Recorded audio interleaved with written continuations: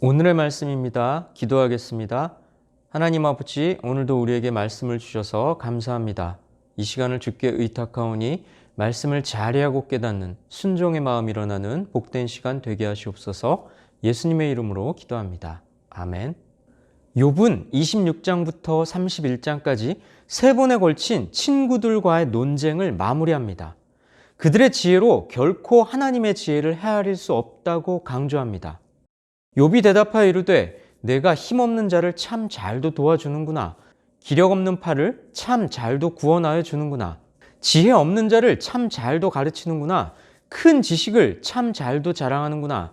내가 누구를 향하여 말하느냐? 누구의 정신이 내게서 나왔느냐? 빌닷의 말은 무익했습니다. 고난에 처한 욥에게 어떠한 위로와 도움도 되지 못했고요. 논리적 오류와 어리석음으로 점철되어 있었습니다. 빌닷의 말이란 욥의 문제와 상관이 없는 무가치한 것이었다고 욥은 꼬집죠.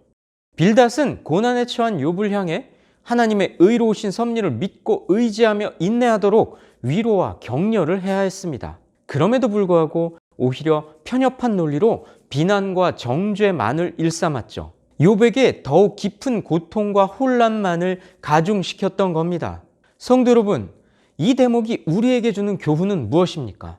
참된 위로란 내 힘으로 어떤 도움을 주려는 게 아닙니다. 그러하여금 진정한 위로와 도움이 되시는 하나님에 대한 믿음과 소망을 잃지 않도록 힘써주는 것이죠. 이어서 욥은 창조주 하나님의 전능하심과 인간의 무지에 대해서 이야기합니다. 죽은 자의 영들이 물밑에서 떨며 뭇에서 사는 것들도 그러하도다. 하나님 앞에서는 스올도 벗은 몸으로 드러나며 멸망도 가림이 없심이라. 성도 여러분, 하나님은 어떤 분입니까? 인간의 눈으로 볼 수 없고 알 수도 없는 죽음의 세계까지 주장하고 계십니다. 6절의 스올이란 악인들이 가게 되는 멸망의 처소입니다. 지옥을 가리키죠. 하나님의 통치는 미치지 않는 곳이 없으며 죽음의 세계도 하나님의 지식과 주권에서 벗어날 수 없습니다. 내 죽음과 그 이후의 모습까지도 하나님의 손에 달려있죠. 이 세상 만물 중에 하나님의 다스림에서 벗어날 존재는 없습니다. 그런 분을 여러분 인생의 주인으로 모시고 있습니까? 그는 북쪽을 허공에 펴시며 땅을 아무것도 없는 곳에 매다시며 물을 빽빽한 구름에 싸시나 그 밑의 구름이 찢어지지 아니하느니라. 그는 보름달을 가리시고 자기의 구름을 그 위에 펴시며 수면의 경계를 그으시니 빛과 어둠이 함께 끝나는 곳이니라. 그가 꾸짖으신 즉 하늘 기둥이 흔들리며 놀라느니라. 그는 능력으로 바다를 잔잔하게 하시며 지혜로 라합을 깨뜨리시며 그의 입김으로 하늘을 맑게 하시고 손으로 날렵한 뱀을 무찌르시나니. 창조주 하나님의 지혜와 권능은 놀랍습니다. 하나님은 무에서 유를 창조하신 분입니다.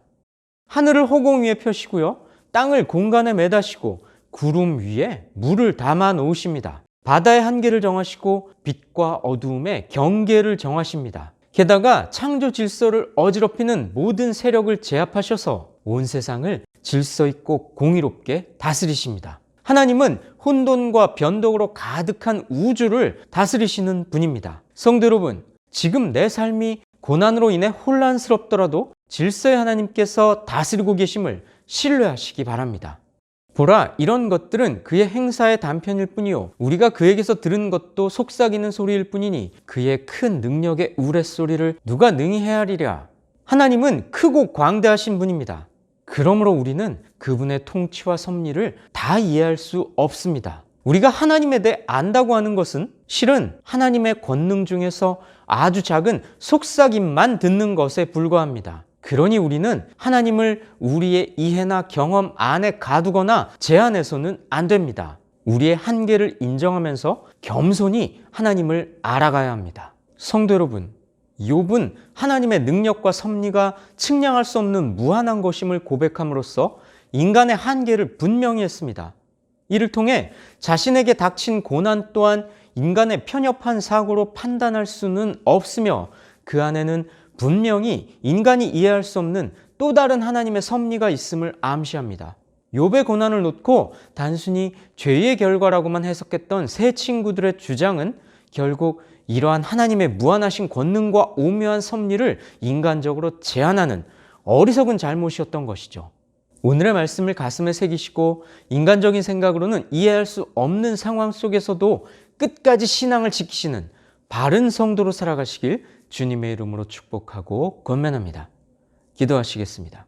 하나님 아버지, 오늘도 우리에게 말씀으로 가르쳐 주시니 감사합니다. 하나님의 능력과 섭리가 인간이 측량하고 인간이 이해할 수 없는 무한한 것임을 욥이 고백했사오니 우리의 고백 또한 그 욥의 고백처럼 하나님의 전적인 주권 아래 순복하고 우리 모든 것이 이해할 수 없지만 선하신 하나님의 섭리 가운데 운행되고 있음을 믿음으로 고백하는 성숙한 신앙인들이 될 수 있도록 그리하여 우리 삶의 모든 영역에서 하나님을 우선순위로 삼아 하나님께 영광을 돌리는 모든 권속들 될 수 있도록 우리를 붙잡아 주시고 인도하여 주시옵소서. 이 모든 말씀 예수님의 이름으로 기도합니다.